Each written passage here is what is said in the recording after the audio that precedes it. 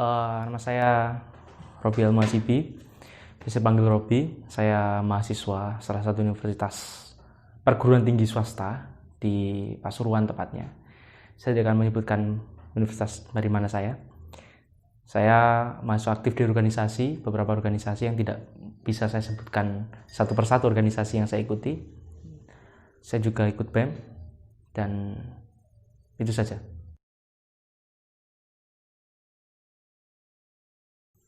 Tidak jauh beda sebenarnya masa kini atau zaman dulu.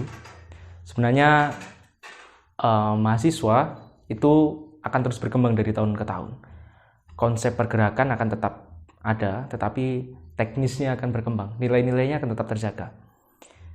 Orang-orang yang mengatakan mahasiswa masa kini itu apatis, mereka perlu kembali melihat berita bagaimana Gajah Yana memanggil ratusan ribu mahasiswa turun jalan untuk RUKUHP, atau kemarin RUU Omnibus Law di Pasuruan sendiri juga melakukan aksi. Artinya banyak sekali gerakan seperti itu. Tetapi ada nilai plusnya. Masa kini itu juga tidak hanya gerakan secara offline, tetapi juga secara daring. Banyak sekali hashtag Gajah Yana memanggil. Gajah Yana memanggil itu tidak dilakukan atau tidak diundang secara surat, tetapi secara online. Betapa masifnya media sosial digunakan oleh mahasiswa. Saya tidak suka menggunakan kata milenial, tapi saya lebih suka menggunakan masa kini karena bahasa kita Indonesia. Masa kini itu untuk menggugah atau menggerakkan mahasiswa-mahasiswa dan seluruh masyarakat Indonesia untuk bergerak satu suara menolak RUU KUHP atau Omnibus Law, terlepas dari segala kontroversialnya.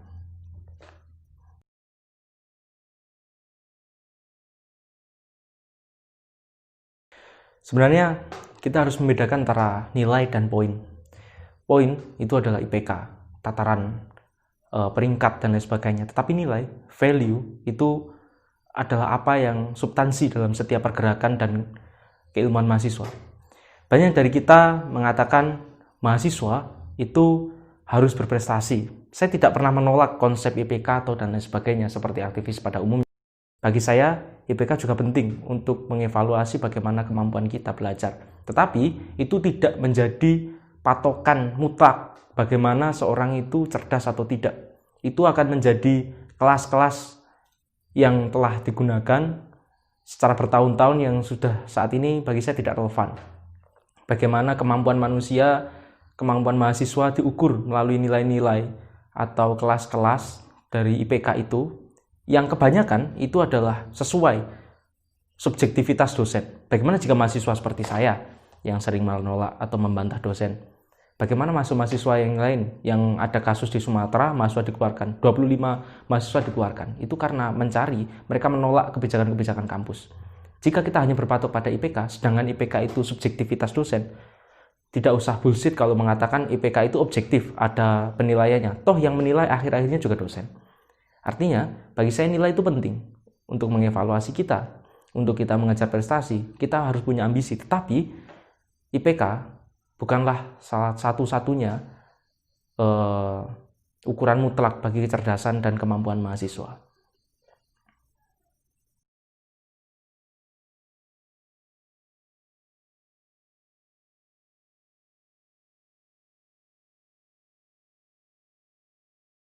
Mahasiswa turun ke jalan itu subjektif.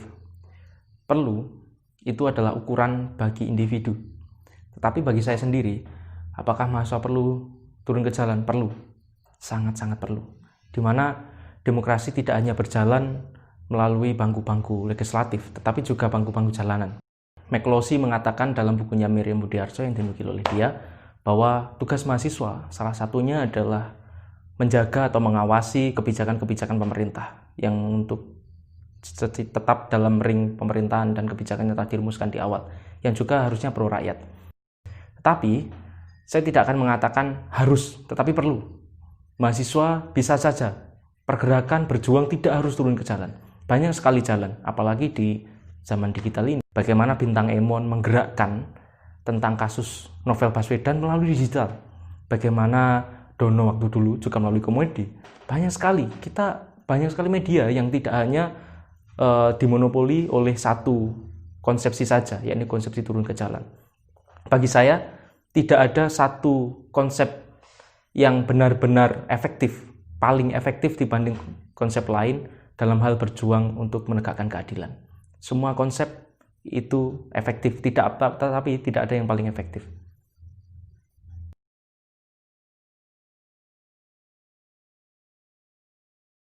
Jadi banyak sebenarnya yang kita temui bahwa mahasiswa itu kuliah atau memiliki kepercayaan bahwa nanti saya kuliah dapat kerja, saya kuliah keluar mencari pekerjaan, atau bahkan dosen.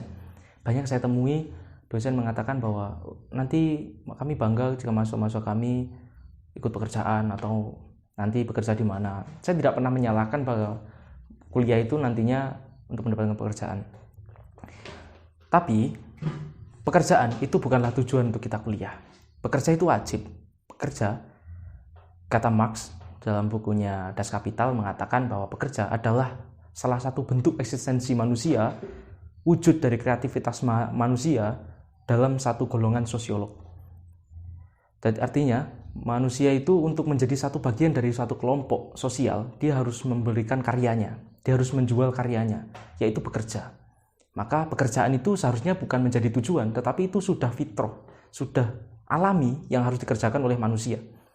Mahasiswa, Paulo Freire mengatakan pendidikan diberikan adalah untuk mematangkan jiwa. Jiwa di sini saya tidak akan mengartikan roh atau lain sebagainya, karena saya tidak terlalu percaya akan hal-hal seperti itu. Tetapi jiwa ini adalah kematangan jiwa, emosional dan intelektual.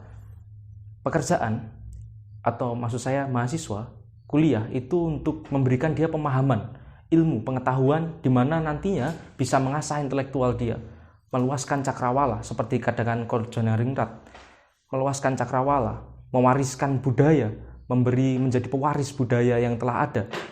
Lalu juga mematangkan emosional, artinya emosi dia harus stabil. Jika manusia-manusia yang telah berpendidikan tinggi lalu emosinya tidak stabil, apakah ada? Sangat banyak. Para anggota DPR kemarin, partai-partai biru kemarin juga saling adu pukul, lempar-lemparan bangku dan sebagainya. Mereka intelektual tetapi emosional tidak stabil. Itu salah satu bentuk kegagalan kampus mereka. Artinya bekerja itu adalah suatu kewajiban. Seperti kita bernafas, apakah kita hidup untuk bernafas atau kita hidup untuk makan? Tidak. Makan itu bukan tujuan dari hidup, karena hidup pasti makan untuk bertahan hidup. Hidup pasti bernafas untuk bertahan hidup. Sama. Kita hidup juga pasti bekerja, itu bukan tujuan. Tujuan hidup bagi seorang filosof adalah mengetahui jati diri manusia. Itu sama seperti mahasiswa. Tujuannya, jika saya mengutip Paulo Freire tadi, maka untuk mematangkan jiwa. Tetapi bekerja itu adalah suatu kewajiban. Wajib bagi mahasiswa keluar untuk bekerja. Tetapi jika saya mengutip Noam Chomsky mengatakan, ketika seseorang itu telah menjual karyanya, maka dia adalah bekerja. Tapi ketika dia menjual tenaganya, maka dia adalah budak sejak dia menjualnya. Maka seharusnya mahasiswa bukan menjual tenaganya, tetapi menjual karyanya.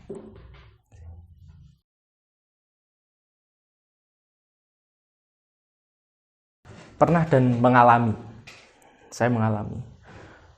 Mungkin dosen-dosen saya, walaupun saya tidak mengetahui universitas saya, tetapi dosen saya akan melihat, rektor saya mungkin, atau wakil rektor saya yang terhormat, melihat saya, oh anak ini, si bajingan itu. Mahasiswa yang tak tahu diri. Ya kan saya akan menerima semua itu. Mahasiswa yang tak tahu akhlak, mahasiswa yang tidak tahu budi pekerti, dan lain sebagainya. Tapi yang satu yang saya pastikan kepada Anda. Saya menghormati Anda sebagai manusia. Saya menghormati Anda sebagai guru saya. Saya tidak pernah diskreditkan Anda bahwa Anda memberi saya pengetahuannya lebih. Tetapi yang saya tolak dari Anda adalah kebijakan. Kebijakan Anda yang menindas.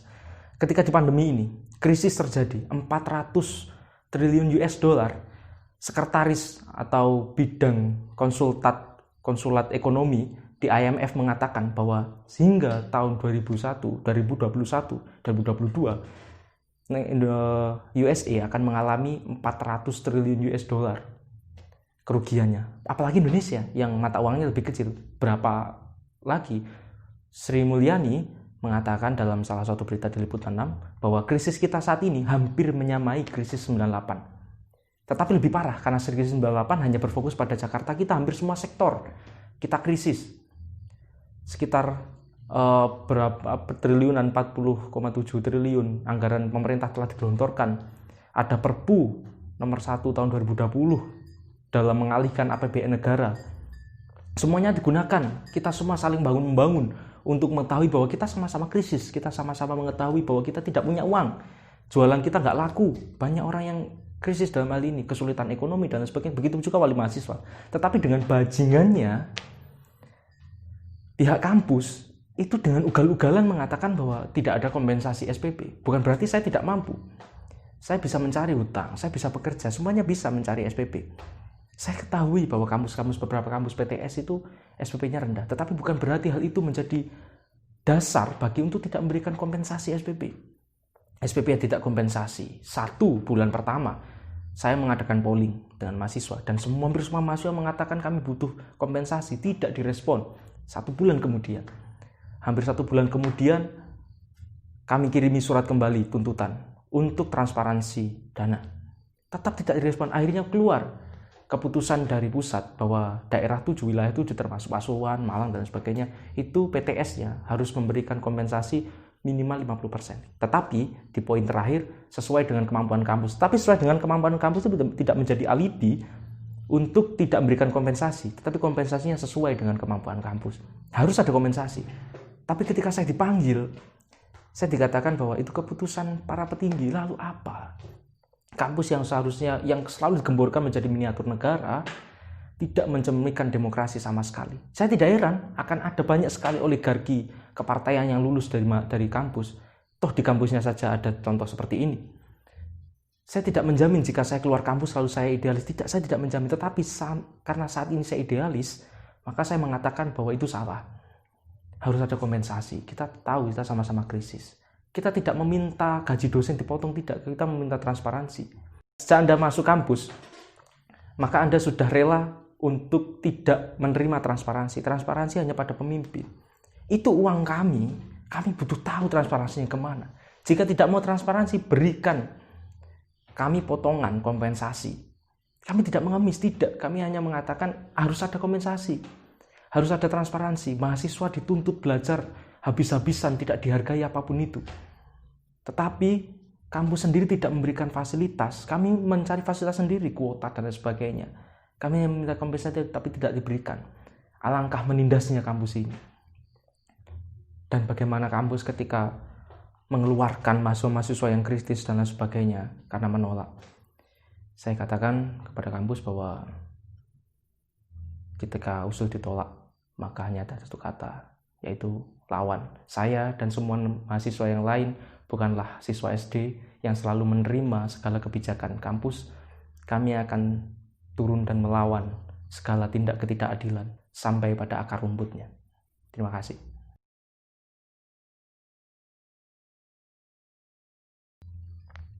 Arah menjadi mahasiswa banyak sekali, tergantung individu. Tetapi saya akan kembali lagi bahwa ada satu hal substansi yang selalu ada bagi mahasiswa, yakni menjadi garda terdepan bagi penolak ketidakadilan.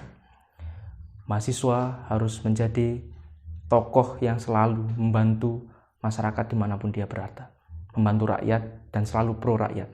Ketika rakyat tidak bisa percaya kepada pemimpinnya, ketika rakyat tidak bisa percaya kepada lingkungannya, kepada para pemegang kebijakan, mahasiswa harus hadir menjadi subjek netral bagi kepentingan rakyat.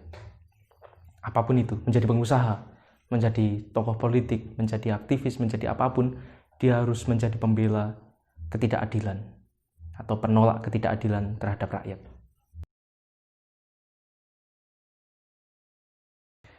Pesan bagi mahasiswa di luar sana, ketika Anda duduk di bangku kuliah, ada ratusan ribu rakyat Indonesia yang tidak sempat memakan bangku kuliah, tidak sempat duduk dan mengambil titel mahasiswa, maka wajib bagi Anda untuk datang dan merasakan rasa sakit mereka, lalu membela ketidakadilan bagi mereka.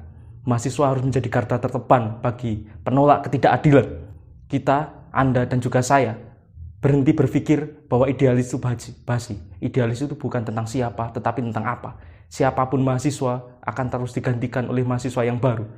Kita harus tetap melawan kepada ketidakadilan dan penindasan terhadap rakyat. Hidup mahasiswa!